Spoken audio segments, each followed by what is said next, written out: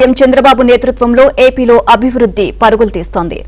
తెలంగాణ మాజీ మంత్రి మల్లారెడ్డి అన్నారు.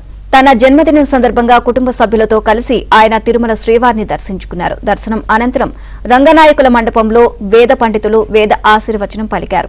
స్వామివారి వస్త్రంతో సత్కరించి శ్రీవారి తీర్థ ప్రసాదాలు అందజేశారు. అనంతరం మల్లారెడ్డి మాట్లాడుతూ ఆంధ్రప్రదేశ్ను సీఎం చంద్రబాబు అభివృద్ధి బాగా చేస్తున్నారు అని అన్నారు.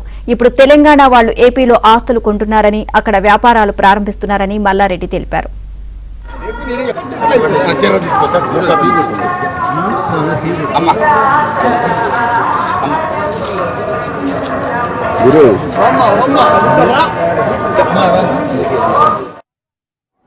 రియల్ ఎస్టేట్ అయితే ఇండియాలోనే నెంబర్ 1 ఉండే, అలాంటిది ఇప్పుడు చూస్తే అంత ఆగమాగము పరిస్థితి కష్టం. రియల్ ఎస్టేట్ లేదు, ఎక్కడ కూడా పరిస్థితి బాగలేదు.